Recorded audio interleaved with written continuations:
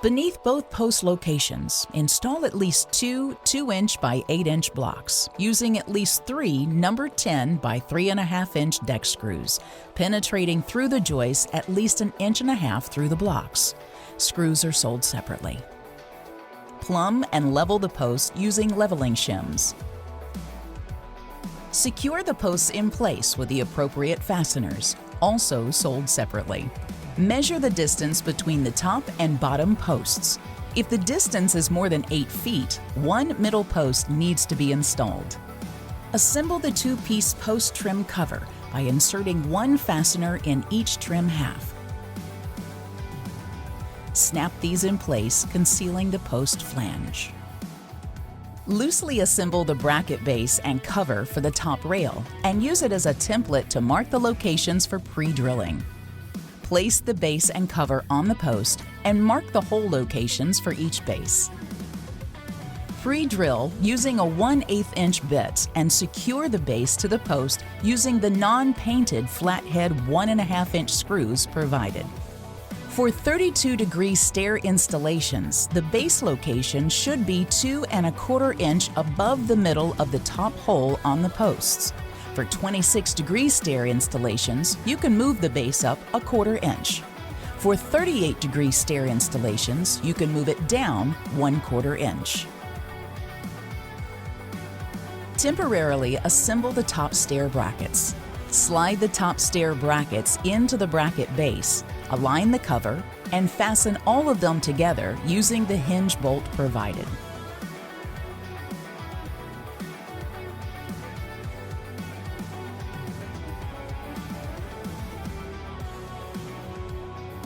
Adjust the top stair bracket to match the stair angle. Align the top beam with the brackets and mark both ends. Cut at these marks and test for proper fit. Measure the length of the top beam and cut the top rail, sold separately, to the same length. Insert the top channel into the top rail and ensure both ends are aligned. Disassemble both top brackets by removing the hinge bolt.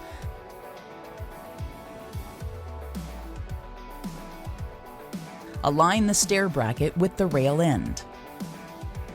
Using the pre-drilled holes as a guide, drill through the railing using a 1/8 inch bit as shown.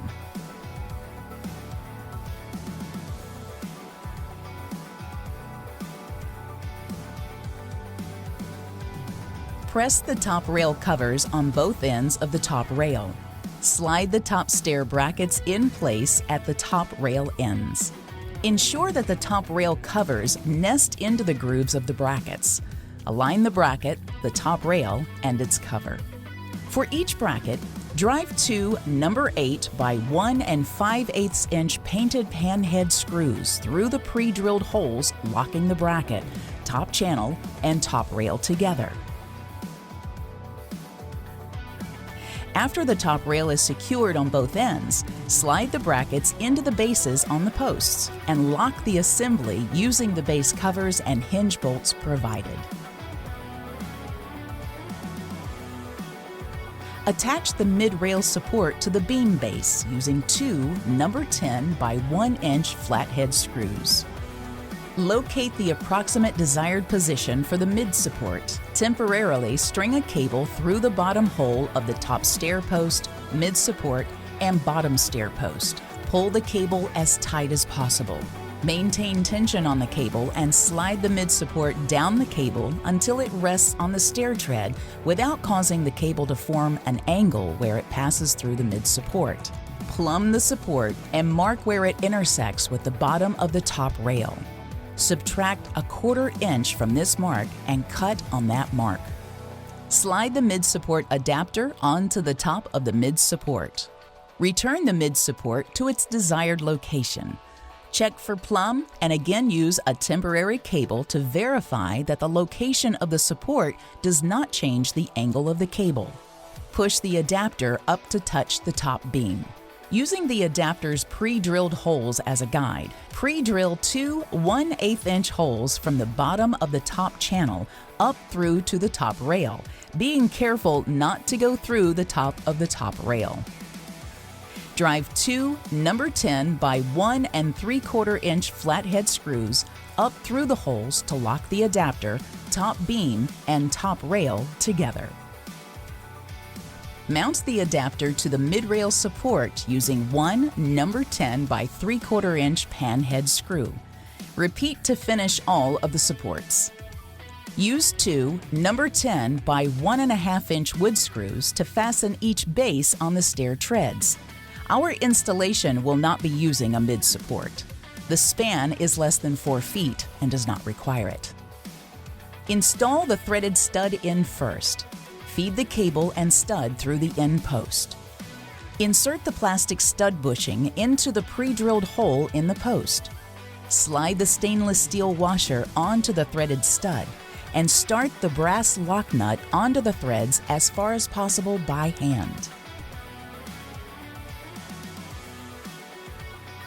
Pass the bare end of the cable through the intermediate posts and through the end post. Push the bare cable through the other end post and mark the cable at the point where it enters the end post. Slip the Delran washer over the body of the pull lock fitting. Rotate the pull lock fitting clockwise as you push it onto the cable. Push the pull lock fitting along the cable and firmly into the hole in your post. Pull on the cable with cable gripping pliers to create as much tension as possible as you seat the pull lock fitting into the hole. Return to the threaded stud end post. Insert a 1/8-inch hex wrench into the broached opening on the tip of the stud, tightening the lock nut with a 7/16-inch wrench while holding the hex wrench to prevent the stud from turning. Tension all cables to desired amount in sequence, beginning with the center cables, moving up and down toward the top and bottom. As you tension each cable, give it a sharp pull downward mid-span to help set the wedges, then re-tension as necessary in the same sequence. Here is our recommended tensioning sequence.